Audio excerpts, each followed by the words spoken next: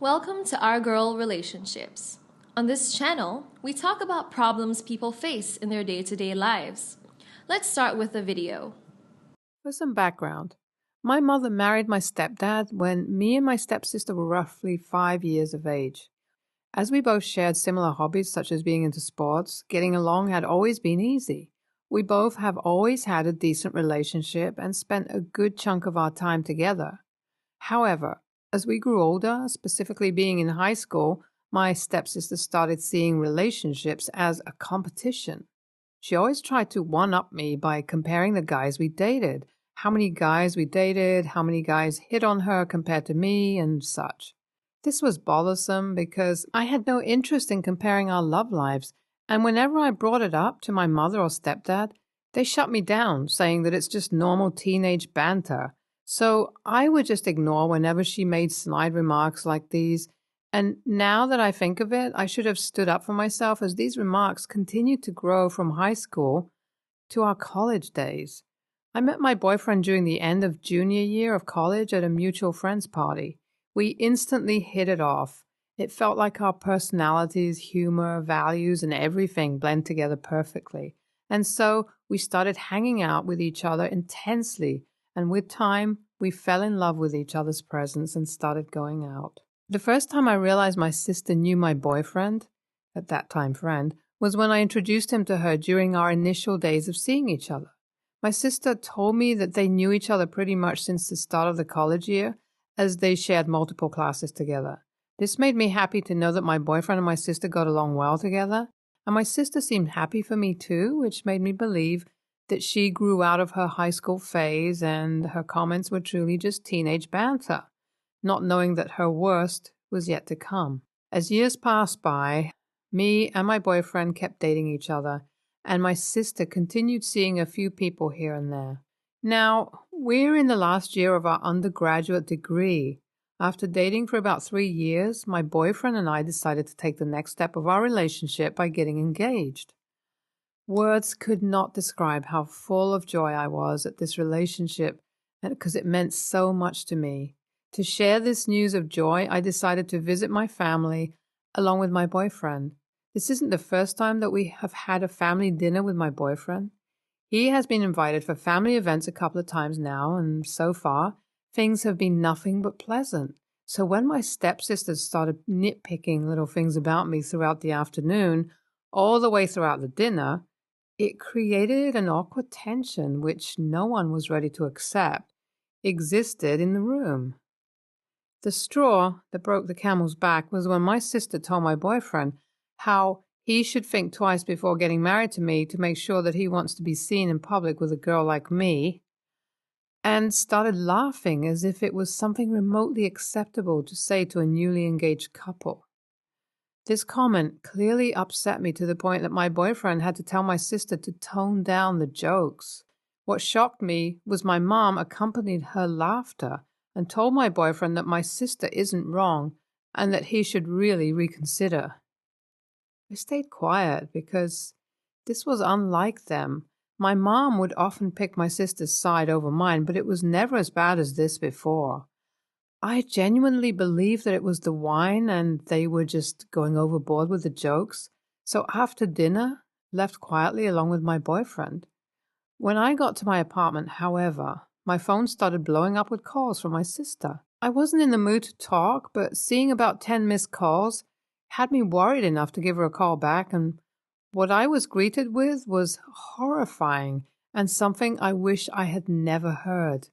On the other side of the call, there was my sister, drunkenly sobbing on the phone, telling me how she's been in love with my boyfriend ever since the day she met him, and how I only did this all to get back at her. She continued to say that she wished he would see one day how I'm not what he deserves, and how she thought that our relationship would never reach this point. At this point, I started tearing up and let my emotions and the couple of glasses of wine get the best of me, and I started yelling back at her how she has no idea what she's talking about. I went on about how she's always wanted nothing but my downfall, to feel better about herself, which is why she's acting the way she is.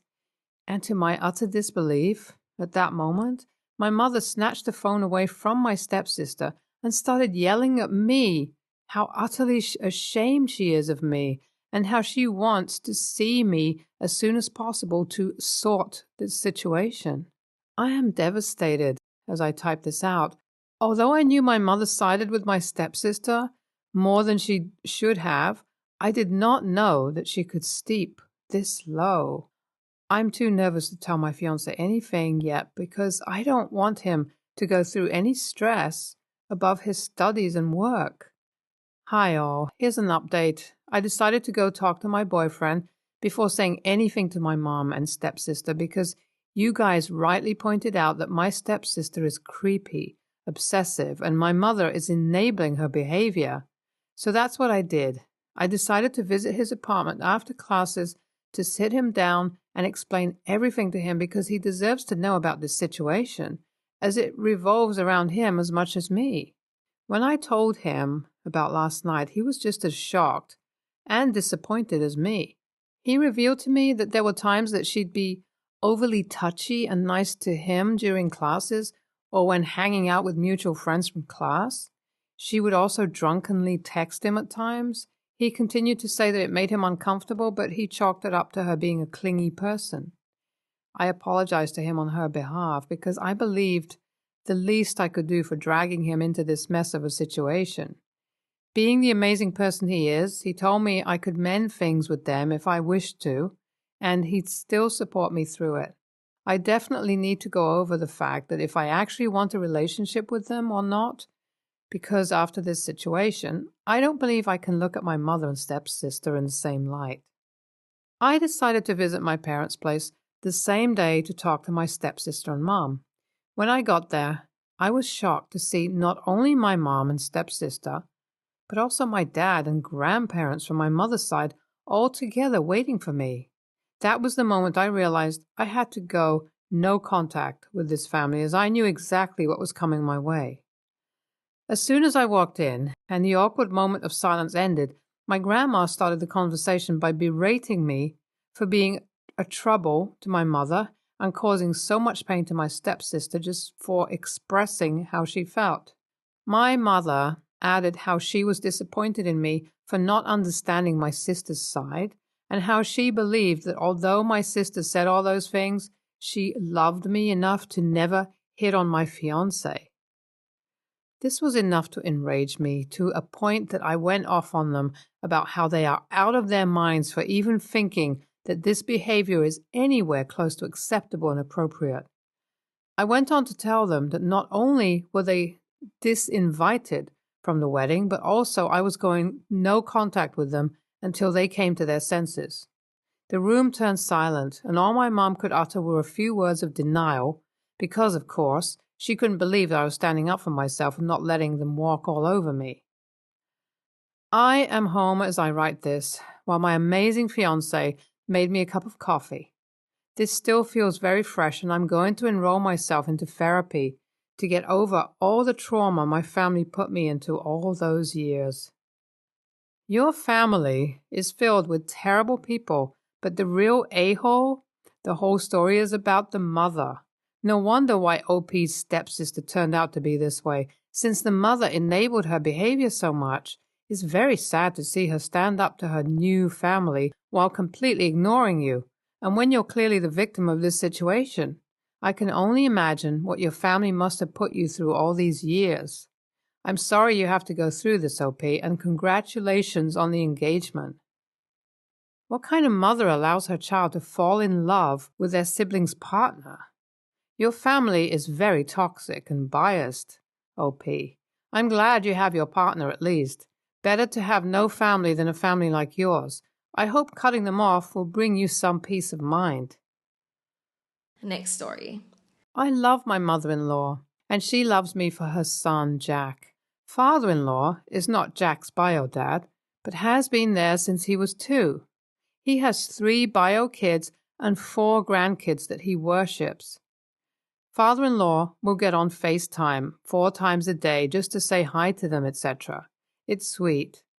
Father-in-law left Jack and mother-in-law to struggle financially while he treated the kids to a lot growing up. New cars for their birthdays, big trips, etc. Mother-in-law would help with all that, but then for Jack, gifts would be things like shoes or once in a while a video game. There was very little emotional support from father-in-law. We lived 3 hours from father-in-law and mother-in-law, up to 6 hours if the mountain passes are bad. We make the trip 5 times a year, more for big events. Mother-in-law comes through often for shopping to see us. Father-in-law doesn't join. He comes through to go to the airport to pick up his kids. He never stops to see us. We visited for Easter. Everything was fine until father-in-law said, "It really would be nice if the two of you could make more time to come out here and see the rest of the family, especially when BioKid 1 and his wife are here with the kids." Jack just nodded, but I was pissed. I tried to let it go, but father-in-law made a second comment later on. I've had it with the way he treats Jack, and I said, "Well, if you really want to see us so badly, you can come see us. You've never even seen our house, and we've lived here for 6 years." Everyone just looked at me, kind of surprised, and Jack squeezed my hand. Father-in-law was really taken aback by this and laughed and said, "Well, all right then." We just went on through the day. As we were getting ready to leave for the long drive home, mother-in-law came out to the car to hug us goodbye. She said she understood where I was coming from, but father-in-law felt disrespected by my comment, and nothing will change. Later, sister-in-law texted about how it doesn't make sense for everyone to drive all the way to Denver when everyone else lives there, and thinking everyone should just come to you like that is shockingly entitled. But Jack thanked me for saying something, and he told me some more stories of father-in-law leaving him out or just disregarding him. It did make me feel justified in speaking up, but I also see sister-in-law's point. Even though father-in-law comes through to pick up Jack's siblings from the airport in our city and still manages to never stop by and say hi, have lunch, or whatever else. So, AITA? The same situation with my dad and his family. The road works both ways, yet I was the one bending over backwards, packing up my family to go see them multiple times a year. Even when I'd visit it, it was never enough because I'd hear the "wish we could see more of you guys" spiel every time. Well, I stopped doing that. I've lived here for 14 years and my dad has been up 3 times for day visits, and not at all since my 6-year-old was a baby. He's retired and lives on the lake. I work 60 hours a week as a single mother of 2 kids. Does not add up. Stop giving to people who drain you. NTA sounds like father-in-law has been playing favorites for years and doesn't even stop now that they're all grown up. To make the 3-hour drive to your city, to pick them up from the airport and not even visit you guys once in 6 years, he couldn't make his feelings clearer if he rented a billboard and wrote Lee's favorite child on it in neon letters. And sister-in-law sounds like she learned well from dear old dad and could do with some lessons in empathy as well. If there are 4 kids in total and 3 of them live close to the parents, it would be only fair to do at least 1 in 4 happenings at your place. That way everybody would get their turn to not having to drive all the way. Next story. My ex-wife's stepson, Morgan, 23, male, always had problems since we got together. She divorced her husband then a year later and we started seeing each other. Morgan was 15 and decided I'm, 36-year-old male, the enemy for being with his mom. She told me that he always had behavioral issues since he was younger, so she had him in therapy. He was in counseling for a while again after the divorce, but his behavior was always the same. When we moved in together, things got worse. He constantly broke my things and hers too, yelled at us, refused to listen to anything his mom said. It was so hectic. Her ex encouraged this whenever he stayed with us, so that only made it worse, and she had to take him to court once for parental alienation. It put a strain in our relationship until things improved after he moved out. After that, he didn't have much contact with her. He fell into some financial trouble, so he wanted to move in with us for a while again. She was going to let him too, but I said that there's no way that can happen. She convinced me to at least give it a chance, since it's been a few years and he might have changed. My hunch was right. He took my car out once without telling either of us and crashed it. I had him arrested for that. We ended up getting into a huge fight. Finally, I told her it's not going to work anymore, so we separated. Shortly after that, she found out that she was pregnant with our son, which should have been the happiest time in our life. Instead, we divorced. When my son was 6 months, she was in an accident and sadly passed away. It was definitely a very difficult time. After that, I moved closer to my family in the country and haven't had any contact at all with Morgan or her side of the family, aside from her brother and his kids. A month ago, we celebrated my son's birthday. It was my family, my girlfriend, my son's uncle on his mom's side, plus his cousins. My ex-brother asked a few days prior if Morgan was allowed to go too, but I told him no. Morgan had a huge fit about it. He asked me to let him see his brother as it's one of the connections he has to his mom. No doubt it's been a hard time for him losing his mom, but having him around my son with all the trouble he's caused was the last thing I'd ever want. It's been over a month since my son's birthday, yet he hasn't let this go. I had to block his number after he asked for the 8th time to please be allowed to see his brother. My ex-brother understands how much trouble Morgan is, but urges me to give him a chance. The thing is, I've already given that chance, and it spelled the end of my marriage. He's not someone I want around my son, yet I'm being called extremely insensitive for not understanding a boy grieving his mother who just wants to meet his sibling.